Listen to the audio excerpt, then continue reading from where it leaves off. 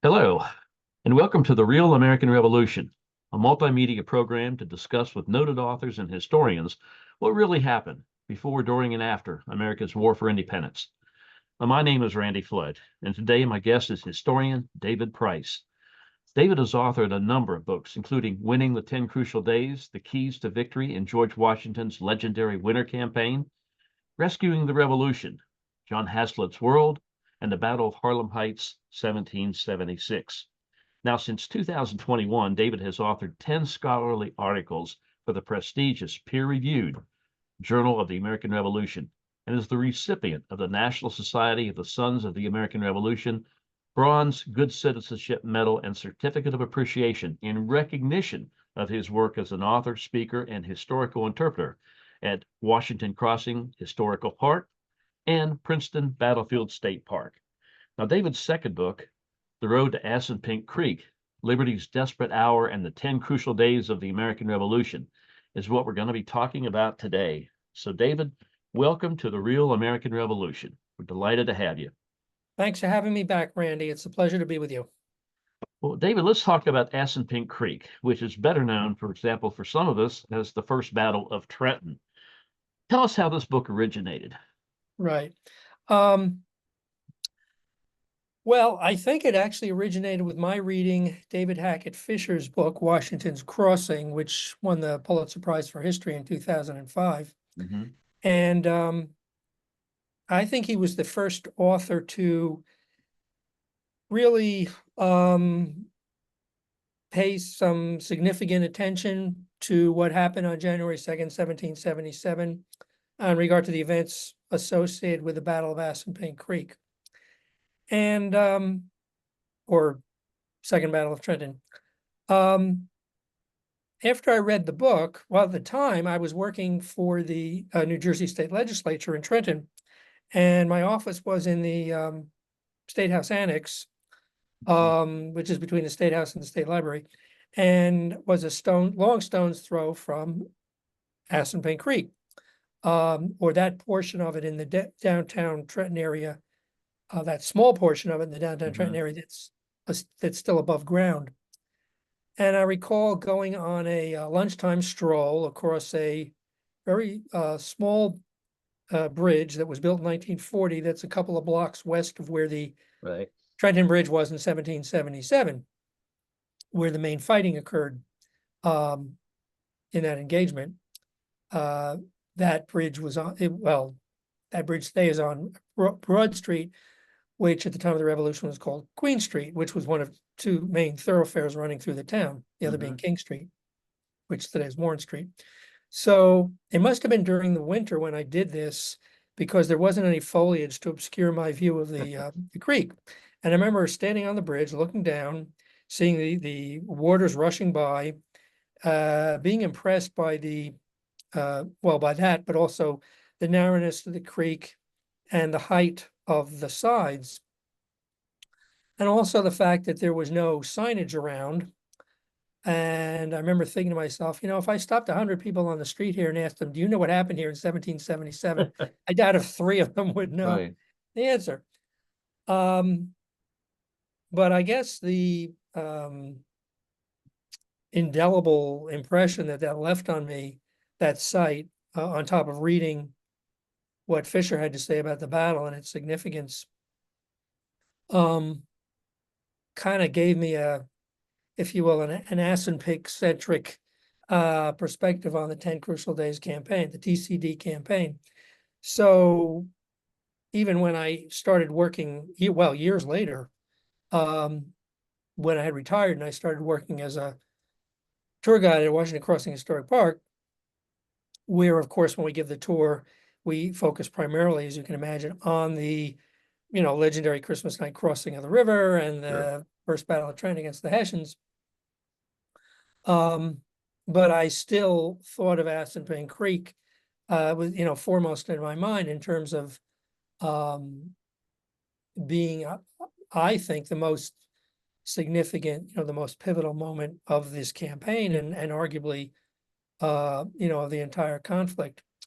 So after I finished my first book, Rescuing the Revolution, where I delved into this to a certain extent, but not, and not predominantly so. I guess, at some point after finishing that first book, I decided, well, I want to write some more about the TCD, and I would like to focus on what happened at Assunpink Creek, because I really think that was so critical, and I think people, need to know that. So Hmm. that was really the genesis of it. Really, that's really neat. Well, how does this book differ from other accounts of the Continental Army's 1776 to 77 winter campaign? Yeah, well, as you could, reasonably infer from what I was just saying, um, this book offers I'm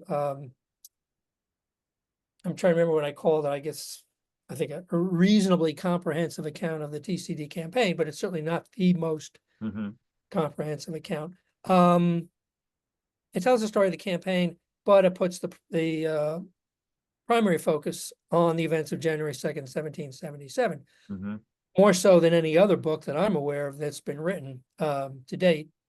Now, I guess I should say up front that when I talk about this battle, what I really mean is the totality of the events, the military action that occurred that day. So it was really, and if you think about it in those terms, it was really a day-long running encounter that occurred in two stages. So stage or phases. Phase one would be the delaying action that American skirmishers under the command of Colonel Edward Hand waged against the British Hessian Army, the Anglo-German Army under General Cornwallis, Hmm. that was marching from Princeton to Trenton that day, with the objective of, smashing Washington's army once and for all. And then that action, which lasted several hours, segued into the fighting that occurred at the creek during the twilight hours. I would say probably around 5 to 6 or 5-ish to 6-ish right afterwards. And that was stage two or phase two. But phase one was critical in terms of, I think determining the outcome of the fighting at the creek, because if that had turned out differently, if that delaying action by Hand's men had been unsuccessful and Hmm. Cornwallis's army had been able to do what his lordship wanted to do, which was to get to Trenton by, say, mid-afternoon that day, Hmm. then the British and Hessians would have had the opportunity to launch a full-scale attack against Washington's army in broad daylight. And I think the end result of that could have been very different from what happened. Hmm. Well, you mentioned Edward Hand. Let's talk about him. You actually dedicated the book to the memory of Edward Hand and the men he led on January 2nd, 1777. Could you provide us with a little more detail about who he was and the troops that he commanded? Mm-hmm. Well, for my money, Hand rates consideration as being among the most unsung patriot military heroes of the conflict, principally because of what he did this day. He later went on to become a brigadier general. Actually, only a couple months after the events we're talking about here, and then later the adjutant general or chief administrative officer of the Continental Army, the last adjutant general of the Army in 1781, the end of the conflict. So I guess I gravitated to Hand as someone to dedicate the book to, and his men, because of the thesis behind the book that, as I've been saying, that what happened at Assunpink Creek, I think, was so pivotal in military terms to the outcome of the war. And if, as I was saying, if it were not for the action of Hand's men, about 1,000 men that he commanded that day, including his own regiment, Pennsylvania Regiment, 3 Virginia regiments, the so-called German regiment of German Americans from Maryland and Pennsylvania, and then a couple of field pieces, artillery field pieces under Captain Thomas Forrest for the Pennsylvania State Artillery. The action that they waged was so critical to the outcome of this event. And, I should say quickly that nominally Hand was not in command, or formally in command, if you will, of these men. This brigade was under the command of General Matthias Alexis de Roche-Fermoy, who was a French immigrant from Martinique, who was one of a number of Frenchmen who came over, came to these shores early in the war and sought, positions of command in the army, came with various references. I believe Fermoy had been an officer with engineers. And in many cases, if not most cases, turned out to be, shall we say, in terms of the value of the service they provided, a good deal less than what was advertised. And that was clearly the case with Fermoy, who appears to have had a drinking problem. I don't know if that was his only shortcoming, but so, and my best guess is that was implicated in what he did this day, as his brigade was awaiting the advance of Cornwallis's much larger force. Fermoy, apparently, without saying a word to anyone, jumped on his horse, put it in reverse gear, and headed to Trenton. Presumably because he was under the affluence of alcohol, I don't know. Yeah. But and then so that left Hand as the senior officer present with the responsibility for organizing the resistance. And you recall the last time we talked, we were talking about the role of contingency Right. and in connection with my new book, upcoming book. And this, I think, was clearly a case of that because Fermoy proved on this and later occasions that he was ill-suited to command. And Hand, fortunately, was Johnny on the spot, or Eddie on the spot, as the case may be. I don't know that you could have had a better officer there to assume command at that critical moment, as this much larger enemy force was advancing, that outnumbered his men by more than 6-1. But as has been written about him, he looked the part of an officer, a commanding officer. His men clearly were, very, very loyal, to him, and willing to follow his leadership, as did the rest of the brigade. So, I can't say enough about, what he and his men did that day. And so I wanted, just as I wanted this book to enhance the salience of the historiographic salience of this engagement, the events of this day, I thought it only fitting to try to do the same with Hand.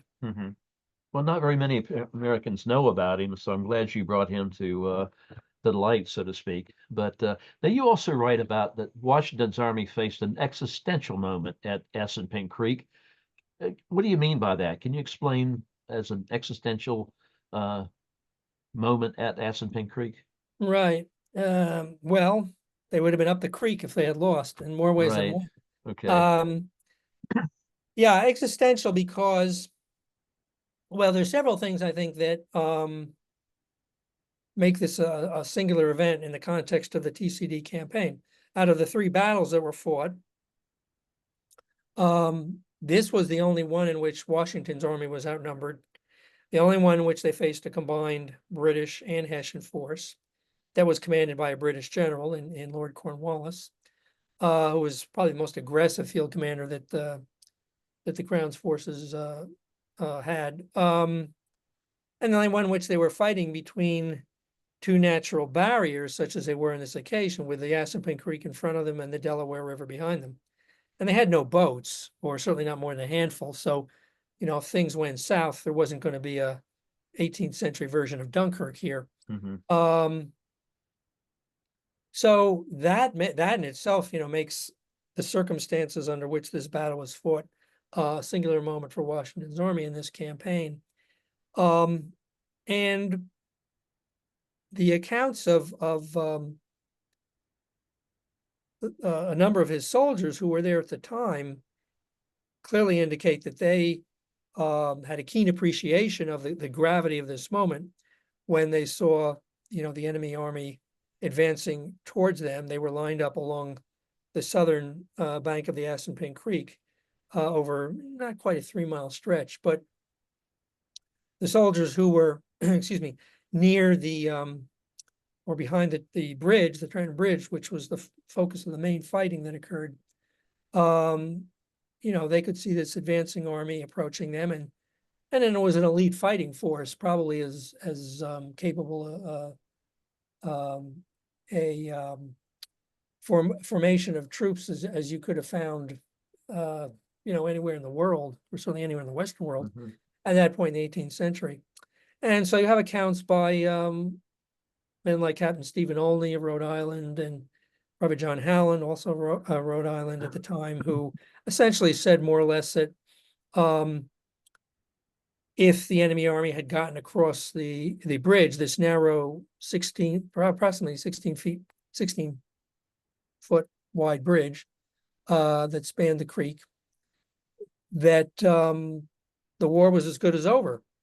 That's what one of them said. I think it was Howland. That would have effectively been the end of Washington's army. And he writes, or one of them writes, that this event, well, he had a sense that this event was going to determine whether or not, they would survive, these soldiers would survive, if you will, as soldiers of an independent United States, or whether they would be, subjugated by the British Crown. So that's why I think this was such an existential moment for Washington's army, and really so crucial because it was so pivotal, because if they had been defeated, I think that would have been, the end of Washington's army as an effective fighting force, and probably the end of Washington too, literally. But that would have relegated that first battle of Trenton, the victory of the Hessians, to the status of a meaningless footnote. And there would have been no battle of Princeton the next day, because there would have been no American army to, did what they did that night and march around Cornwallis's left flank up to Princeton. So that's why in a nutshell, that's why I think this was such a pivotal moment. Well, you just mentioned also in your answer how the battle was actually waged. Now, when I was at Assunpink Creek last fall, I noticed that when we were right at the creek level, there was on the opposite side kind of a high ground where the Americans were. So did they in fact have the high ground at the time? Has the terrain changed very much in 250 years in that Assunpink area? Yeah, the terrain has changed. I mean, when you stand on the north side of the creek today and you look through the chain link fence over the other side, chain link fence was not there in 1777. Right. I think you get something of a sense of the ascending ground on the southern side of the creek, but it's not, the slope is not as accentuated or it's much more gradual than it would have been at the time of the Revolution. What I think is especially distinctive about this battle, and it was known to participants and locals, I think for years afterwards, when they recalled this event, was that it was essentially a cannonade more than anything else. The Americans had the advantage in artillery. They had about 40 field pieces, about half of which were concentrated on the bridge where Washington expected the main fighting to occur. And so you had cannon directly below the bridge, on the south side of the bridge, and on both sides. So that if the enemy tried to cross, as they did, they made several probes, they would be subject to what we call enfilading fire, both from cannon and from musketry and rifles. They were getting hit from three sides as they tried to get across the bridge. The British had about 28 field pieces. They had heavier caliber cannon than we had. I think they had some 12-pounders, so they could fire heavier ordnance, but we had an advantage in terms of numbers of cannon. So that even after the well, when the British and Hessians tried to cross the bridge, what they did several times, they were getting hit by, in addition to small arms fire, they were getting hit by grape shot from the American cannon, which is a type of scatter shot that was used for Right. defensive purposes because it was a short range weapon. So that was going on, and it really is one of the American soldiers who was there at the time. I think it was Joseph White, Sergeant Joseph White, Massachusetts, who was 21. He said the bridge turned red, between the uniforms of the redcoats and the blood that was coming from them. The bridge took on a significant scarlet aspect. But even after that, after the British abandoned their efforts to cross the bridge, for the time being, the two sides were still exchanging cannon fire, even after it got dark. According to one account, they were shooting at each other up until 7 o'clock. Now, they had no idea whether they were hitting anything, and they probably weren't in most cases. But the Americans wanted to kind of, keep the British from feeling too uncomfortable in their new quarters in Right. town. So, Right. so that's really, when we think of the fighting at the creek itself, it really was predominantly an exchange of cannon fire. Interesting. Well, let's talk a little bit about George Washington. What can you say about Washington's management of this particular engagement? Mm. This may have been the only one of the three battles that were fought where everything went according to plan for Washington. If my understanding or interpretation of his strategy is correct, who knows if it is, but I like to think it is. I think, as opposed to the other two engagements, the first Battle of Trenton and the Battle of Princeton, where the Americans won, even though things didn't go quite according to plan, principally because he had a significant advantage, numerical advantage, both in terms of soldiers and artillery. The second battle, or the events of that day-long running battle, I think more or less conformed to his intentions. So he sent this column, these 1,000 men under Fermoy, up the Princeton Road, or the Princeton-Trenton Road, or the Post Road, as it was known at the time, or the King's Highway, if you were British, towards Princeton on New Year's Day, and where they skirmished with the enemy. And then I think again New Year's Day, and then they were the first line of defense when Cornwallis began to march on Trenton on the 2nd.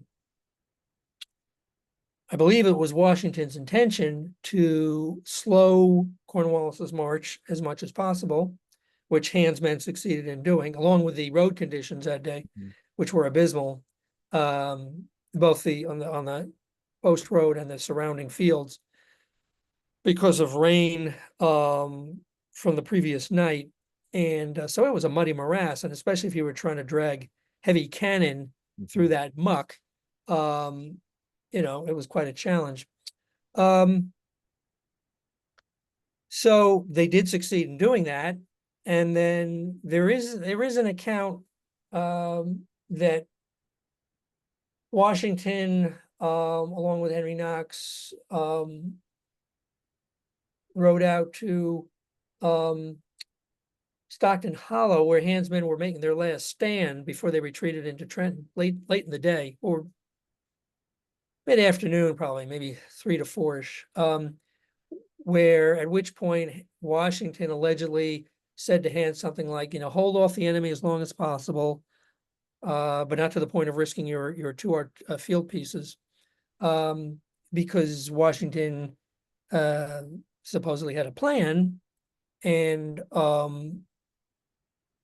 that you can infer from what he was saying that the success of his plan hinged on whether the enemy got to Trenton before darkness descended, which begs the question, well, what did he have in mind to do when darkness descended? And of course, what they did decide to do after he holds his council of war at the Alexander Douglas House with his fellow generals is to pull this end run around Cornwallis' left flank. Traditional accounts suggest that this idea sprang full blown from this meeting. One of his brigade commanders, General Arthur Sinclair, of Pennsylvania, transplanted Scott, claimed that this was his idea. But I think there's evidence to suggest, and certainly participants at the time who believed this, that this was really Washington's plan, and this is what he had in mind all along. And so he just kind of, as he was wont to do at these councils of war, which he held regularly, just kind of steer the direction or the discussion, the direction he wanted to go. And so if you believe that, which I do, then the Army carried out his plan to disengage from their position behind the creek and begin their flanking move their march up to Princeton sometime after midnight on the morning of January 3rd, while Washington left behind a rear guard for part of the night to deceive the enemy into thinking that his army was still in camp behind the creek. So it's one of those, I think, almost truth is stranger than fiction stories. It's, I like to call it Washington's Great Escape. But I mean, it was, it reminds me of something that, I'm trying to think of the Chinese, that famous Chinese military strategist, ancient China, Sun Tzu. I could look it up in the book, but he wrote something like about how deception is the key to winning militarily. And one of the things he said is, when the enemy thinks you're near, you should be far away. When the enemy thinks you're far away, you should be near. So Washington certainly lived up to that dictum on this occasion. And so I think that if there was ever a moment in the war where he demonstrated military genius, you could say this was it. Yeah. Well, David, there are some who regard the battles at Assunpink Creek and at Princeton on January 2nd and 3rd, 1777, respectively, as being one extended engagement. But you take issue with that interpretation in your book. Could you explain? Yeah, I think that's official U.S. Army doctrine. That is the official history of the U.S. Army's campaigns. Lists those as being one battle that occurred over 2 days. And I get the chronological aspect of that, because obviously the events of January 2nd segued, directly into that overnight march to Princeton, which segued directly into the battle there. But I think the battles are fought under such different circumstances that it's hard for me to see them as being part of one event. Now I've talked about, why I thought Assunpink Creek was an existential moment for Washington's army. And in the book, I take pains to explain, and let me preface this by saying that I'm a dues-paying member of the Princeton Battlefield Society. I'm not dissing what happened at Princeton, but I just don't. And it was significant in that it was the capstone event of the campaign, and provided a significant morale boost for Washington's army. But I don't think it was an existential moment, and the reason I say that is, well, first of all, Washington's army didn't have to contend with, 2 water barriers on either side of them in that battle, or even 1 water barrier. Washington had a significant numerical advantage at Princeton, at least 4-1. Although Mahood's Colonel Charles Mahood's brigade, outnumbered brigade, put up a very spirited fight and acquitted themselves very well. And I think you could argue won a moral victory of sorts in that regard. There just weren't enough of them to pose an existential threat to Washington's army. The best he could have done, and they certainly made their best effort at doing this, was split the American army in two. How close he came to doing that, I don't know, but considering the relatively small number of his force, he made a heck of an effort. So had he succeeded in doing that, worst case scenario, he repulses Washington's army and drives them out of Princeton. He didn't have enough troops that he could, destroy Washington's army. But had that occurred, I don't know what other alternative Washington would have had, but to do what he did anyway, which was to go up to Morristown. I always tell people when I'm giving a tour at Washington Crossing that if you're American, Washington advanced to Morristown, and if you're British, Washington retreated to Morristown, but that's where he went. So he would have wanted to go in that direction because he knew that Cornwallis was going to be pursuing him from Trenton, from the south, with a bigger army. And so, obviously, had they been driven out of Princeton, they would have been going up to Morristown with their tail between their legs, a very dispirited army, but, one that was still intact. So in that sense, I think there's a significant distinction between the two. And again, I'm not saying that, Princeton was not important, but it was one of the very few, in fact, I'd have to think about this, but might be the only occasion, notwithstanding the fact that Washington had, as I said, this significant numerical advantage, the only occasion in which Washington's army defeated an all-British force in an open field battle. So, it has singular distinction in that respect. But again, I don't think the gravity of the moment was as great as it was the day before at the Creek. Well, let me just add, in the aftermath of the Princeton battle, there was some consideration, I guess, given to go to Brunswick, where I understand the British had a supply depot or something, but apparently Washington set aside that decision because he was concerned that Cornwallis would be in hot pursuit of him, and therefore he elected to move on up towards the mountains. Is that correct? Yeah, that's the case. And I think he had to be dissuaded by his officers from doing this because his army was exhausted at that point. And that's one of the respects in which I said that I thought Mahood had achieved a moral victory in the sense that he his force or the portion of his force of his brigade that was with him during the main fighting held up Washington's army long enough that most of his baggage could escape from the north end of Princeton up to Brunswick, and also delayed Washington's army enough and exhausted them enough, an already exhausted army, that Washington was forced to alter his plans and give up his prime objective. We know it was his prime objective because he told John Hancock it was, of going up to Brunswick, and instead going to Morristown. Well, David, do you think there's a growing appreciation of the significance of Assunpink Creek as a battle among other Revolutionary War historians? Well, judging from the number of people who have bought the book, I'd say no. Probably, I don't know. No, I think there is. I think it started with, as I said before, with David Hackett Fisher's, magnificent work. Two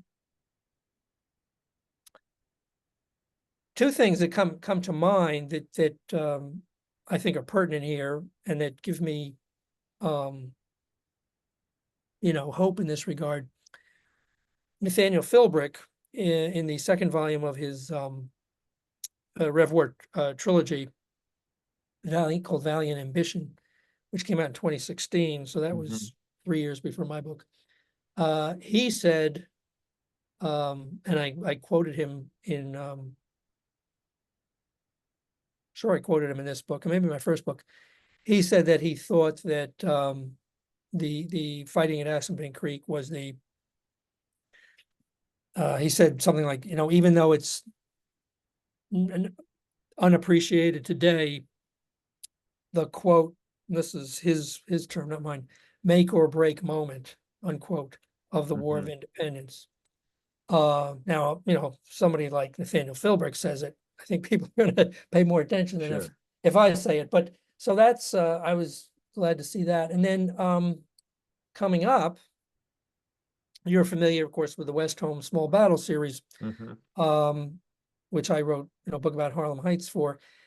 One of the volumes that's in the pipeline there is a book by, and I don't know when it's coming out, but a book by Glenn Williams, military historian, which is going to be about Assunpink Creek, which will, the title of it will be The Battle of Second Trenton, 1777, following the format that the book titles in this series have.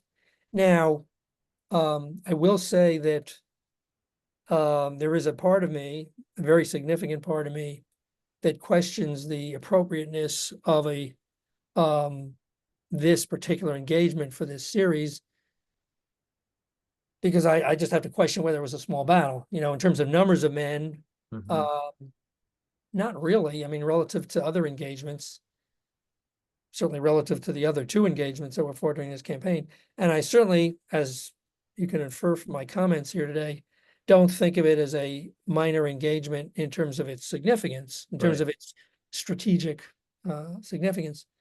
But having said all that, I'm glad that someone like Glenn is, writing a book about this. And so, I can't wait to get my hands on it when it comes out. So, well, I think you've put together a very good primer, for understanding the importance of it. But for my last question, or as we wrap up, what do you think is the one thing that readers should take away from this book? If you have an educator who has heard about the Battle of Assunpink Creek, but perhaps they don't have time to get the book or read it all or whatever, what's the one takeaway that you think is important that people should remember about Assunpink Creek and its importance?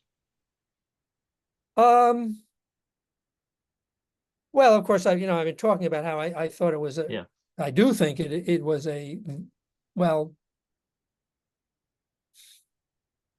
certainly one of the most pivotal, if not the most pivotal, military engagement of the war. And one of the most unappreciated, certainly among the general public. Hopefully the trend is its friend among Rev War buffs, as per your last question, but I don't know. I'm hoping that's the case. I guess the overarching thing I'd like, readers to take from the book is the importance of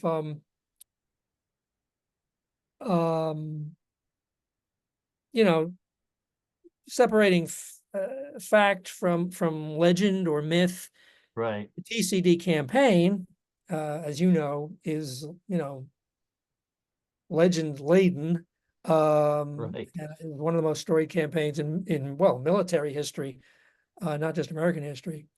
And I suppose it always will be. And so, when people think of it, of course, they think of the Christmas night crossing of the Delaware River, Right, and the attack on the Hessians. And maybe not much more than that. Maybe they've heard of Princeton.